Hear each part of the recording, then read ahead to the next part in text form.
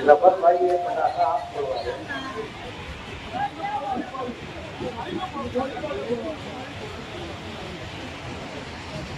देखो ये पटाखेबाजी करना हमारा काम नहीं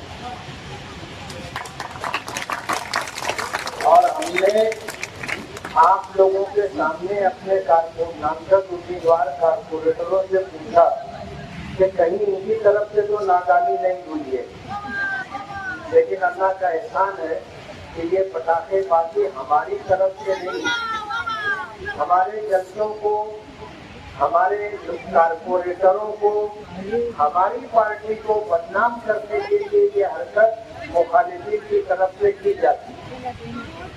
हम साफ सुथरी सियासत करना चाहते हैं और हम इस्लाही सियासत का नारा लेकर के इस मैदान में आए। हमने हमेशा अच्छा काम करने की कोशिश की है।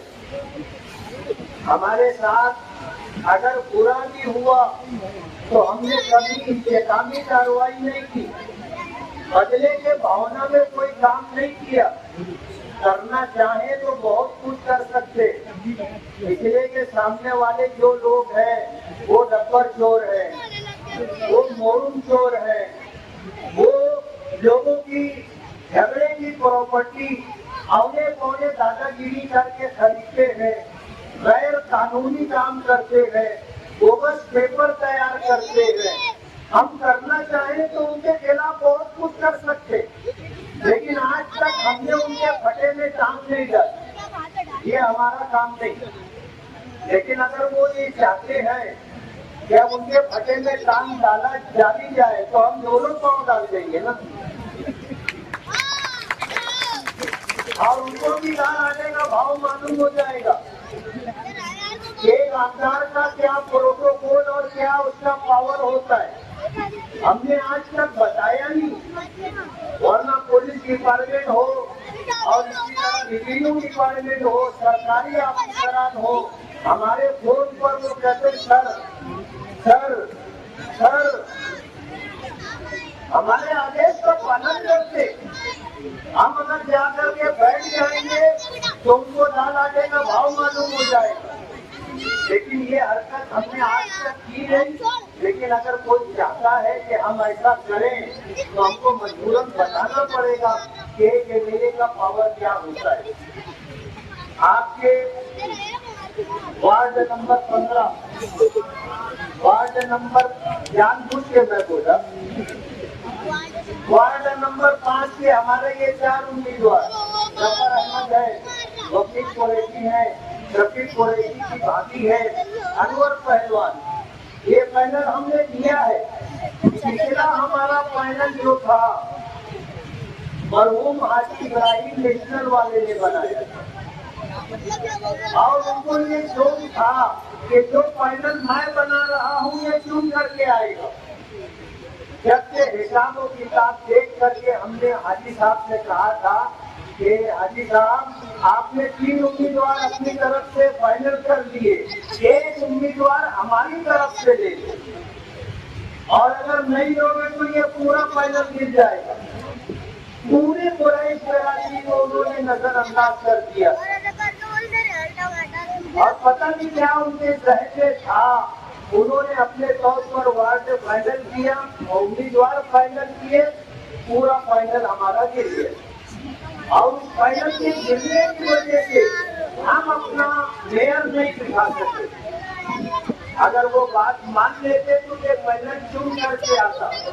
आज अल्हम्दुलिल्लाह पोजीशन ऐसी है कि इंशाअल्लाह हमारा फाइनल चुन करके आएगा। आपके वार्ड में हमने अपने भाई आमिर फारूक को टिकट दिया था। मैं जातियात में कभी बात नहीं करता, उनका दिमाग कितना ठंडा कितना गर्म है, उनका रवैया महल्ले वालों के साथ कैसा है और गुंडागर्दी दादागिरी या उनका गेम क्या काम करता है, मुझे इससे बात नहीं करनी। उनके वालिद मोहतरम मरहूम फारूक शेख साहब ने बहुत अच्छी प्रॉपर्टी छोड़ी थी जो उनके तमाम बेटे बेटियों तक जाती, लेकिन सियासत में आकर के हमारे भाई अमीन ने वो सारी प्रॉपर्टी जीरो कर दी। तीसरे महाज से चुन करके आए, तीसरा महाज हमने बनाया था। तीसरा इलेक्शन जब वो हारे तो हमने उनको कोआप में लिया। देने वाली जात अल्लाह की है, करने वाली जात अल्लाह की है। कितने उनके कारखाने थे, 8, 10, 11, 12 जो भी थे सब खत्म हो गए, लेकिन हमारे साथ आने के बाद अल्लाह ने नवाजा, हमने नहीं दिया, अल्लाह ने नवाजा। आज बताया ऐसा गया कि 200 लूम का कारखाना उनका चल रहा है। हमारे साथ आएगा आकर के नवाजे के, हमारे साथ उन्होंने क्या किया वो अल्लाह जानता है और करने वाली जात अल्लाह की। लेकिन आपको ये बताना चाहूंगा कि उनका रवैया हमारे साथ अच्छा नहीं रहा। जबकि हमने अपने साथ रखा तो आज अल्लाह ने उनको नवाज दिया, आज खुशहाली की जिंदगी गुजार रहे। मैं जातियात पर बात नहीं करता, लेकिन आपको ये बताना चाहूंगा कि आपका ये वार्ड नंबर 5 अल्हम्दुलिल्लाह अच्छा वार्ड है। हमने बहुत सोच समझ करके हमने उम्मीदवार तय किए। जफर अहमद जो स्टैंडिंग कमेटी के चेयरमैन रहे और सियासत में पुराने आदमी हैं, इनको काम करने का तजुर्बा है, उनके साथ हमने 2 कुरैशी दिए, एक लेडीज एक जेंट्स और एक अंसारी हमने दिया, और जफर अहमद को तजुर्बेकार होने की हैसियत से हमने इस पैनल में दिया है। और आप देखोगे इंशाअल्लाह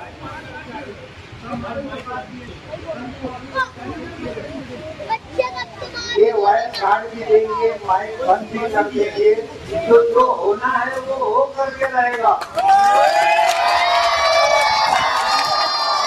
होना है वो हो करके रहेगा। अल्लाह का बहुत बड़ा करम है वार्ड की हमारी माओ और बहनों का, हमारे नौजवान बच्चों का और बुजुर्गों और सरपरस्तों का हम पर एतमाद है, हम पर उनका भरोसा है। मैं आप लोगों का शुक्रगुजार हूँ। इसी वार्ड नंबर 5 से असेंबली इलेक्शन में जिस तरह भरपूर वोट आपने मुझे दी थी, अल्लाह का बहुत बड़ा एहसान है। मैं अपने तमाम नौजवान बच्चों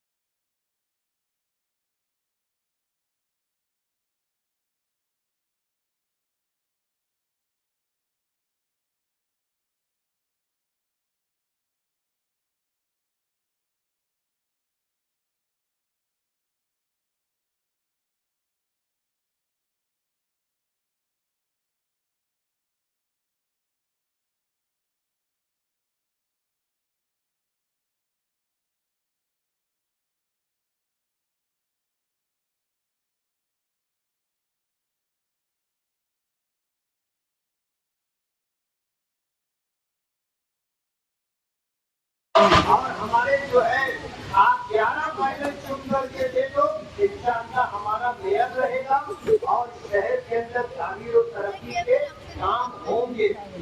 मैं दूसरे जलसे में जाना है, वरना बहुत तफसील से बात करता और आपको बताता कि मालेगांव के विकास के लिए सरकार से फंड लाने की जरूरत नहीं है। मालेगांव कॉर्पोरेशन का बजट 1200 करोड़ रुपए का है और उसी बजट से हमारे सारे काम हो सकते हैं और इंशाअल्लाह हम करवा करके देंगे। मैं फिर गुजारिश करूंगा कि 15 जनवरी 2026 के बीच आप सुबह सवेरे और देने के लिए वजह उसकी ये है कि हमारे मुखालिफिन की तैयारी ये है कि जिस तरह असम्बली में उन्होंने बोगस वोट डाले थे, इसी तरह बोगस आईडी के जरिए फिर आपसे बोगस वोट गिराने की तैयारी है और पूरे पैनल में वो तकरीबन 1500 से 2000 बोगस वोट डालेंगे, ये उनकी तैयारी है। मैं अपने कॉर्पोरेटरों से कहना चाहता हूँ कि आप तैयारी से रहे। बोगस वोट देना कानूनन जुर्म है, तो बोगस वोट देने आएगा आप उसका इस्तेमाल करें, थोड़ा सा डब्बा बजाए और उसको पुलिस के हवाले करें। और अपनी माँ और बहनों से कहना चाहूंगा कि असेंबली में जिनका बोगस वोट गिरा दिया गया था, वो सुबह सवेरे जाकर के वोट दे। इतना हुजूम हो वोट देने वालों का, ये बोगस वोट देने वाले बोगस वोट ना डाल सके। एक बात।